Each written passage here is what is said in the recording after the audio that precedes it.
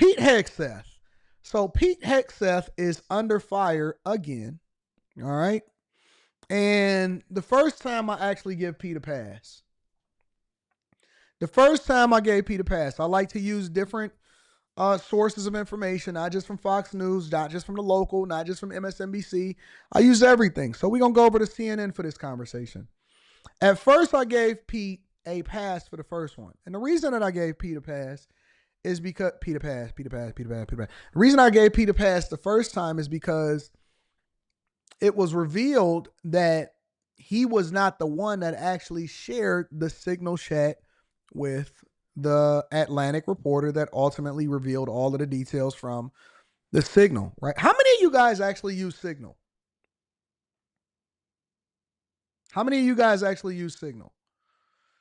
I prefer Signal personally over all of the other platforms, including iMessage. I know that we have a lot of group chats in iMessage, but I think that Signal was probably the most secure by far. I don't use WhatsApp. I mean, y'all use WhatsApp if I was doing coaching calls with somebody international. But iMessage, if somebody just absolutely requires for you to use iMessage or something like that, or if I'm connecting with people. But for the people that are closest to me, if they choose to, I prefer Signal. Signal is something that I discovered while in corporate America. We would communicate over Signal instead of regular text messages. But yeah, man, I gave him a pass the first time because Pete Hegseth was not the person that actually had mistakenly included a reporter from the Atlantic into the group chat. But now, for whatever reason, and I'm not sure how they found out, but hopefully this news article talks about it. Laguerre said this is a fake hit piece from a disgruntled employee against him. Okay, well, let's just find out. Let's evaluate it for ourselves. Let's give it a chance. Let's find out the details, and then we're going to go ahead and make a determination after that. Multiple sources tell CNN Defense Secretary Pete Hegseth revealed attack plans for airstrikes on Houthi rebels in Yemen in another Signal chat. This one included his wife, brother, and personal attorney. Now, this second Signal chat is in addition to the one Hegseth used to communicate about military plans with cabinet officials last month that is now under investigation by the Defense Department's acting inspector general. I want to go straight to CNN's Kevin Liptak, who is at the White House for more on this. Kevin, what are we learning about this? Yeah, and if this all sounds sort of reminiscent of that scandal that engulfed the administration about a month ago, it should, because the Secretary of Defense, we are now learning, shared very similar details about the U.S. attack plans on the Houthi rebels in Yemen on a second Signal group. And we understand that this included things like takeoff times for some of those fighter jets as they were preparing to strike those targets in Yemen. The big difference here is who comprised each of these Signal groups, because remember that first time around, that group was created by the National Security Advisor Mike Waltz. It was intended to coordinate this attack with. So that's what I'm saying, is that the first group chat was coordinated by somebody that wasn't Pete Hegseth. Even though Pete Hegseth was the person that took a lot of the blame and the brunt of it because people don't like Pete Hegseth, I thought he got a bad rap on the first one. This one, what I'm trying to figure out before we really deep dive into it, and I speak my thoughts on it, is how they found out that, or how they found out that this Signal chat was even in place in the first place. Members of the cabinet officials who were in top national security positions in the administration, and he inadvertently included the journalist Jeffrey Goldberg. This new Signal group that we are just learning about this evening included some members of Pete Hegseth's inner circle who are, it's not clear what reason they would have to have this information about the strikes that the U.S. was planning to carry out. It included his brother and his personal attorney. They both work at the Pentagon. It's not clear whether they have security clearances. It also included his wife, Jennifer, who has accompanied him previously in meetings with other foreign officials, which has raised some eyebrows among certain officials at the Pentagon. Now, as you mentioned, That original signal sort of snafu is now being investigated by the Inspector General at the Pentagon. It's not clear whether this latest revelation will be included in the review. The Pentagon officially has not commented on these latest revelations, which I should note were first reported by the New York Times. But this does punctuate a period of chaos inside the Pentagon and inside the inner circle of Pete Hegseth. You'll remember just last week, senior officials who were in sort of his front office at the Pentagon were fired essentially for what officials described as a leak investigation. And this is all sort of drawing questions, including from some loyalists, some allies of Pete Hegseth, at how this chaos has been allowed to perpetuate. We just heard from John Ulyat, who until recently was Pete Hegseth's press secretary at the Pentagon. He says that it's been a month of total chaos at the Pentagon, from leaks of sensitive operational plans to mass firings. The dysfunction is now a major distraction. Now, I'm not going to take this too much into consideration because this is his former press secretary, which means that a disgruntled employee can get bitter about things. And so when he's saying it's been a month of total chaos at the Pentagon, leaks of sensitive operational plans to mass firings, the dysfunction is now a major distraction for the president, who deserves better from his senior leadership. Well, of course he's going to be lashing out. And I haven't gave my opinion on this yet, and I will. But it's difficult for me to take this as a good source of information because people that are disgruntled and former employees that are fired and didn't leave on their own will tend to operate like this. They tend to be a little bit more bitter. They tend to be a little bit more upset. And so they would have this narrative and say, you know what, the former president or the president deserves better from his senior leadership. Of course he's going to say that. For the president, who deserves better from his senior leadership. I wonder if he the person that revealed what was happening in the signal message in the first place. Ulyat goes on to say even strong backers of the secretary, like me, must admit the last month has been a full-blown meltdown at the Pentagon, and it's becoming a real problem for the administration. Part of the problem, of course, is that this is not sort of a quiet period for national security. You have Pete Hegseth making sort of preparations on the president's command, these designs on the Panama Canal. He was just there visiting earlier this month. You also have this buildup of U.S. assets in the Middle East in preparation for a potential Israeli strike on Iran. You also have tensions in Asia. So this is a fraught period for the Pentagon to be undergoing, this period of chaos. And certainly, I think now you'll hear from officials who are questioning whether Pete Hegseth is sort of the man for the job at this very fraught moment. I should also note that when those original war plans, attack plans were shared in the Signal Group, the administration and the White House and you saying it was the reporter that reported the leak the last time? How would they know? Mo Lara, how is it the reporter that reported the leak last time? Because how would they get into that particular group chat? That doesn't make sense to me. President Trump denied that there was anything classified contained in that information. Of course, that drew a lot of skepticism from almost every national security analyst that we talked to, Jessica. Yeah. All right, Kevin Liptak with the breaking news there at the White House. All right, so here's my question, all right? And I'm going to continue into the video for a second. How many of y'all, be honest with me now, be honest with me, both ladies and fellas, how many of y'all have important positions or important jobs and you keep it 100% in-house? And when I say in-house, I'm saying with that position, with that job. Listen, I want to go all the way past corporate America. I want to go all the way past government contracts. I want to go into the details of certain things that you may know about people. I want to know about the doctors. I want to know about the lawyers. I want to know about the therapists. I want to know about the psychiatrists. I want to know about the people that got attorney-client privilege. I want to know all of y'all. How many of you guys, personally, how many of you guys all keep all of the business within the spheres of what is supposed to be in a professional circle instead of pillow talking? The name of the stream is called Pillow Talk for a reason. How many of y'all actually stay above water and stay above board and do things the way you're supposed to? Or are you kicking it with your spouse, your girlfriend, your wife, your husband, your better half or whatever, and get home and undo your tie or whatever it is, take off your sport coat and say, honey, it was a rough day. Let me tell you what happened today.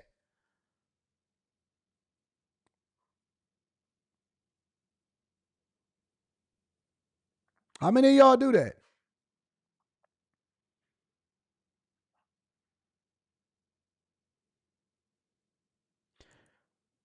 The women is leaving the chat, karate shoes. People, listen, girls, forget the spouse. Girls will talk about it with their homegirls on another group chat. Thank you for being honest. Malk says, I pillow talk with the wifey. Honey Bay says, keep it in a professional circle. I'm in HR. We all pillow talk. All right, talk about it. Look. Finally, somebody is. Come on, y'all, be real with me. How many of y'all actually pillow talk?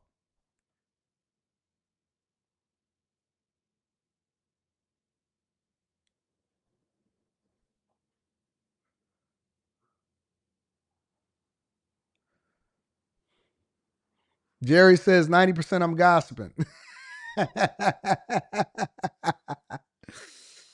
You know what? You know how I know that people do? Because they're human. Because they're human. And humans do that. Guilty, says Carter82. Personally, I don't speak on work because I leave it there yet. If issues, I ask for advice. Nah, we all do. Not a fair comparison. I didn't know that we were comparing. Well, come on, baby. Stick with me. Stick with me.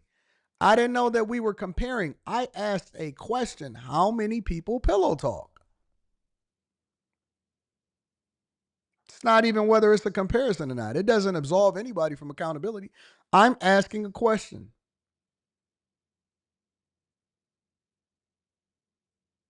Really, Molly? That's pretty crazy. Yep, husband pillow talks with me about his management position and employees. I'm glad I got a lot of ladies that's in here because they gonna tell the truth. The guys ain't gonna tell the truth. The ladies is absolutely gonna be real. The guys not gonna do it. Thank you, ladies, for being transparent with me. I'm gonna give my thoughts shortly. Let's continue. Thank you so much. And joining us now to talk more about this, CNN senior military analyst and retired U.S. Air Force Colonel Cedric Leighton. Also with us, former Pentagon deputy. Somebody, hold on. This is a good one. Johnny Tsunami says, anything you say to your husband or wife is protected by spousal privilege. Yeah. Okay. Secretary Sabrina Singh. That's Sabrina, crazy. I want to start first with you. Let's zoom out for a second. I want to get your thoughts just as you're hearing all of this information, this idea that there was a second signal chat where he was sharing this information about these strikes with people like his wife, his brother, his personal attorney, who don't have security clearances. What are you thinking as someone who stood at that podium at the Pentagon and knows how this information is typically handled? I mean, it's truly shocking. I think when I saw this reporting coming out from the New York Times at first, there was no question there were going to be more signal threads. Who started them? This one in particular was started by Pete Hegseth. And for him to add, his wife, his brother, his personal attorney, people that don't need access or need to know about classified information about operations involving the Houthis in any way. I mean, this is something that we would never do under the previous administration. And on top of that, putting these classified details into a commercial texting app like Signal, again, that puts our fighter pilots at risk. That was something that, certainly concerned me deeply when these texts were first exposed just a month ago. It's that same concern. It's putting the operation, those fighter pilots who are in the air about to conduct this operation at risk with people that don't need to know this information. That's what I'm asking, Rush King 19, is who was reporting this and who knew and how did they know? First of all, I think that Pete Hegseth has a leak in his inner circle. And so this is why they say keep your friends close and your enemies closer. Nobody is actually answering the question of how did this information get out in the first place, because it's a completely separate group chat than the one that obviously leaked as far as the Atlantic reporter being included into the group chat from somebody outside of P. Hegseth, right? How is this popping? How is this possible? Now, the other part that I will say is that there is no excuses. Everybody know that it's wrong. And the reason that I asked that question is that even though you guys know that you signed that paperwork, you signed that document, you know you got attorney-client privilege, guess what? You still do it. Is it wrong? Absolutely. Why don't we look at it as wrong when it comes to us? Because nobody actually gets caught. Nobody actually gets exposed. We don't have a major platform where we're getting held accountable by the media because some information. Somebody may just get aggravated and angry and say, well, I ain't going to talk to you no more and remove you out of the group chat. But nobody actually gets held accountable in real life. And so the reason why people do it is not because they don't know that it's wrong, is because that's just the nature of who people are. They want somebody else to know what's going on. And there's some juicy details. Oh, girl, let's just go ahead and get into the drama. And so that's what it translates into. That's what it translates into. Pete Hegseth got to tighten up. He got to tighten up. This is not a good look because this is not just about him. He's embarrassing the people that nominated him for the cabinet. And so he can't be getting caught up like this at all. Not at all. There's no reason for him to be having this conversation with his wife. I know a lot of people in the chat is saying, oh man, no, is this being set up? No, we're not going to. It doesn't matter if it's being set up. The question is it true? Because if it's true, then that means that A, you got some leaks in your circle, and B, you need to tighten up, big dog. You got to tighten up. You can't keep embarrassing the Trump administration by doing something that you ain't supposed to do and including your chick in it. You might just have to stop pillow talking, big dog. You can't keep pillow talking. Your chick don't need to know everything. I'll tell you definitively that I have a very, very big line in the sand to where I don't discuss anything with anybody that ain't got nothing to do with you that's not out there in public information. Ain't nothing to even talk about. I'm going to be honest with y'all. I don't want to, when I get off these coaching calls, I don't want to talk about you. I'm trying to bust this down for a real one. You know what I'm saying? I'm trying to have some fun. I completely divest myself. The last thing that I want to talk about when I get off of a live stream, I do a 4-hour live stream at night and I'm cordial, I'm happy, I'm excited when people come up and kick it with me. But the last thing that I want to talk about is what I just talked about on the Millionaire Morning Show. I'm going to be honest with you. I do not want to kick it on that type of time. Hey, well, I want to talk about my daughter. I want to figure out what's going on over here. Man, I'm not about to talk about that. I'm not even interested. I don't even want to hear my chick talk about something that she talked about with somebody on a conversation about her. I don't want to hear that. I'm not interested. Not interested whatsoever. I'm just not. It's just not my thing. I don't want to talk about you with nobody else, and I don't want to talk about somebody else with you.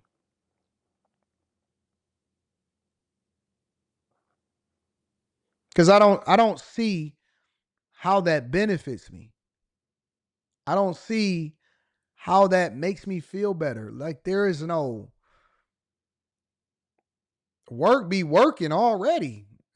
You know what I'm saying? I don't want to talk about that. I'm like, yo, let's talk about these cars. Let's go out to eat. Let's get some money. Let's do some big stuff. I think that people that pillow talk, they be bored. I think it's a woman trait. That's a female trait. That's something that you expect for women to do. I don't think that that's something that you expect for men to do. Men, we got to tighten up, y'all. Honestly. I expect for women to do that. But for my guys, if y'all going home talking about, hey, baby, you know what happened with... Come on, tighten up, big dog. Tighten up. Stop telling all of the business. Stop gossiping. Don't be a gossip girl, bro. Don't be a gossip girl. Don't do that. Don't do that. Don't tell all of your homeboys' business. That's not cool. Keep work, keep business, keep pleasure, and just stay out of that, bro. That is a female trait. Stop talking about everything that's happening, everything around you, man. Maybe I'm a narcissist. Because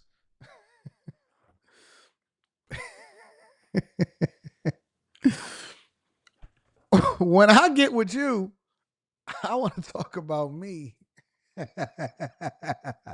Don't tell me about nothing that nobody else got going on. Just tell me how much you love me. Tell me how much you admire me. I need that. You know what, baby? I was watching you on the Millionaire Morning Show. You look so good. I say, yeah. Talk to me about me. Tell me what you think. What you think about me. You know what? I think I might switch over to the white, from the white shirt to the blue shirt. You know what? That do look better on you. I like the blue against the blue backdrop. Or maybe you should go with pink. Yeah, I like that. Talk to me about me. I don't want to hear about another dude, another chick. I don't want to hear none of that. How much do you adore me? That's just me. That's just me personally. I'll be getting back. Listen, I get home, I'll be like, did you see the show today? What you think? What you think? You think I did good? I might be one of the only people in the world, and I've told my bag chasers this before, and I've told a lot of people this before. I'm one of the only people. Like, if you come into my studio, it's like a 98% chance you're gonna see me on the TV. I'll be rewatching my show like, yeah, I hit that one. I'll rewatch some of the parts that that was so funny. I'll be laughing at myself. I love myself. I love Anton from AntonDaniels.com. We ain't got time to talk about nobody else. We got to rewatch. Hey, y'all, come check this out. We got time to talk about I am the show. I'm the show. Pillow talking with you about nobody. I'm going to be pillow talking with you about me. Yeah, you see that? You see what I did that other day? That junk is crazy. What you think about this thing I got going on?